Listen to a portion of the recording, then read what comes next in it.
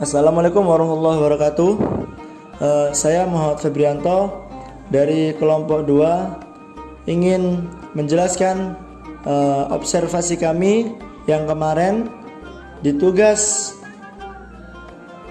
manajemen kelembagaan Islam, yaitu dalam bab implementasi Six Dimension Organization di Panti Asuhan Tahfidzul Quran Yayasan Siti Nafiah.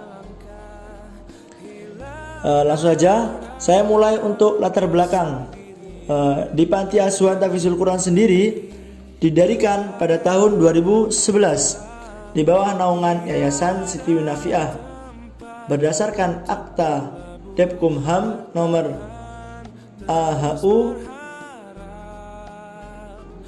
strip 1278 AH 0104 tahun 2012. Kemudian salah satu pendiri dari panti asuhan tersebut yang bernama Bapak Insinyur Budi Sulistyo memiliki inisiatif untuk membina anak-anak tersebut dengan mendirikan panti asuhan sendiri. Pada awalnya panti asuhan ini didirikan di sebuah tanah miliknya sendiri yang diwakafkan untuk panti asuhan yang luas tanahnya 135 meter persegi, yang berdiri di atasnya gedung 3 lantai sebagai asrama dan tempat kegiatan belajar mengajar anak asuh. Sampai saat ini panti tersebut membina sekitar 30 anak asuh mulai dari kelas SMP maupun SMA, baik itu yang tinggal di asrama.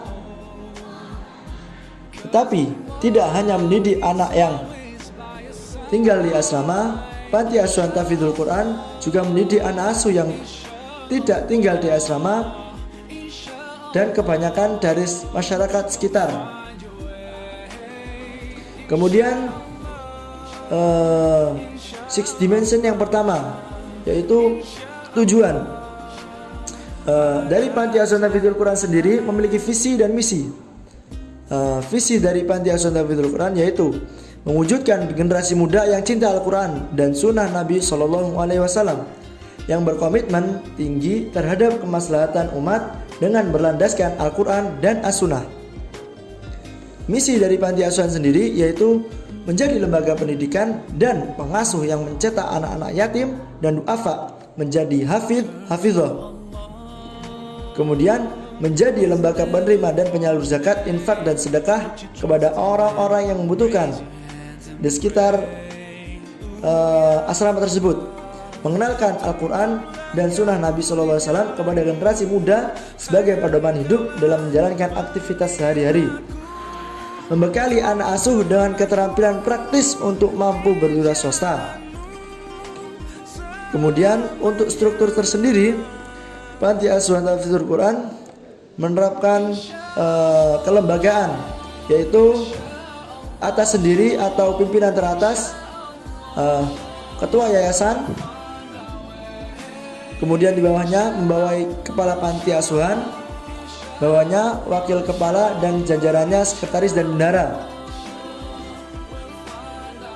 Kemudian untuk dimensi hubungan dan relasi, pandangan bahwa interaksi dari berbagai hal yang mencakup manajemen kelembagaan Islam dari satu bagian dengan bagian yang lainnya dalam suatu keseluruhan atau sistem secara tidak sengaja menghasilkan suatu kegiatan atau fungsi-fungsi dengan tujuan yang masih dalam lingkup syariat Islam. Interaksi tersebut menghasilkan jalinan hubungan yang berkaitan dengan tujuan dari Panti Asuhan Tahfidzul Quran itu sendiri, baik itu dai internal maupun eksternal. Hubungan internal dari panti itu sendiri ialah menjalin banyak kerjasama antar panti yang berada di sekitar wilayah Surabaya, atau biasa dikatakan dalam istilah panti tersebut yaitu YAIS, Perkumpulan Panti-Panti Islam Surabaya. Sedangkan untuk hubungan eksternalnya sendiri yaitu menjalin kerjasama antar masyarakat sekitar panti dan perusahaan-perusahaan yang membantu atau menghibahkan hartanya kepada Panti Asuhan Tahfidzul Quran sendiri. Kemudian untuk dimensi sistem ganjaran, Panti Asuhan Tahfidzul Quran tidak memiliki permasalahan mengenai finansial. Alhamdulillah, Panti Asuhan Tahfidzul Quran tidak pernah kekurangan dalam hal finansial, karena prioritas utama dalam pendanaan adalah untuk panti asuhan tersebut itu sendiri. Panti asuhan Tahfidzul Quran istiqomah mendapatkan pemasukan yang telah mencukupi kebutuhannya, baik dalam kebutuhan internal maupun eksternal, dalam membantu masyarakat sekitar. Sumber dana utama Panti Asuhan Tahfidzul Quran sendiri berasal dari hibah donatur perusahaan yang berada di sekitar Surabaya.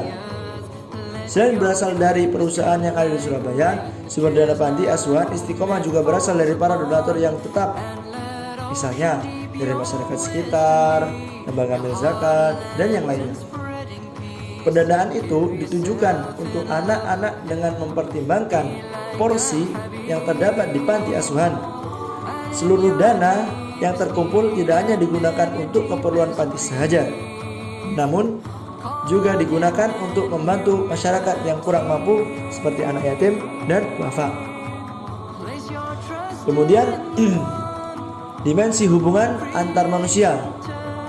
Hubungan antar manusia atau hubungan antar anggota di dalam berjalan dengan baik melalui program-program yang diadakan Panti Asuhan Tahfidzul Quran. Dalam proses menjalankan programnya, Panti Asuhan Tahfidzul Quran melibatkan anak-anak untuk berpartisipasi, tak lain dan tak bukan yaitu anak-anak dalam panti sendiri, yaitu dalam kegiatan pendidikan yang wajib dilaksanakan sebagai salah satu cara untuk meningkatkan kemampuan dan kecerdasan anak-anak didik. Dalam menjalankan seluruh kegiatan panti dalam berbagai bidang seperti pendidikan umum, keagamaan, maupun keorganisasian, dan yang lain-lain, tentu saja mendapat pengawasan secara langsung oleh pengurus panti untuk memastikan kegiatan tersebut berjalan dengan baik atau kondusif. Secara tidak langsung, proses pengawasan yang dilakukan akan menjadi sarana untuk para pengurus dan anak panti menjalin hubungan yang baik. Kegiatan lain yang juga berpengaruh terhadap hubungan antar pengurus di Panti Asuhan Tahfidzul Quran agar terjaga dengan baik, yaitu dengan menjaga kebersihan panti asuhan yang dilakukan secara gotong royong sehingga memicu tumbuhnya rasa solidaritas antar pengurus panti. Kemudian yang terakhir yaitu kepemimpinan. Kepemimpinan adalah proses yang mengacu pada seorang pemimpin yang mana mampu mempengaruhi dan mengatur anggota kelompok yang lainnya dalam rangka mencapai tujuan bersama. Kepemimpinan juga diartikan sebagai proses seorang pemimpin yang mempengaruhi atau memberikan contoh kepada pengikutnya dalam upaya mencapai tujuan organisasi. Suatu lembaga seharusnya memiliki pemimpin dengan mempertimbangkan keagamaannya, baik dalam segi keilmuan, kedewasaan, kestabilan, psikologi, dan akhlakul karimahnya, agar seorang pemimpin mampu memberikan pengaruh yang baik, mengatur bawahannya secara bijaksana dan adil, dan menjadi suri tauladan juga bagi bawahannya.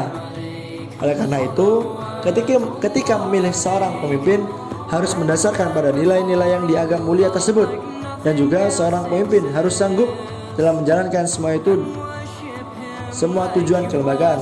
Oleh karena itu, Panti Asuhan Tahfidzul Quran dalam kurun waktu yang alhamdulillah lama ini hingga hampir mencapai 8 tahun Panti Asuhan berdiri, telah merekrut pengurus, yaitu setidak-tidaknya yang keluar dari pondok atau maksudnya lulus setelah studi di pondok atau belajar di pondok,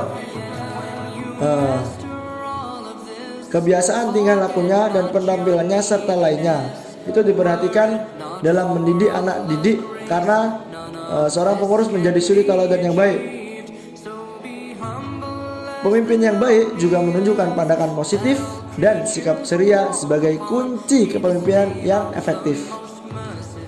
Mungkin cukup sekian dari penjelasan observasi kami.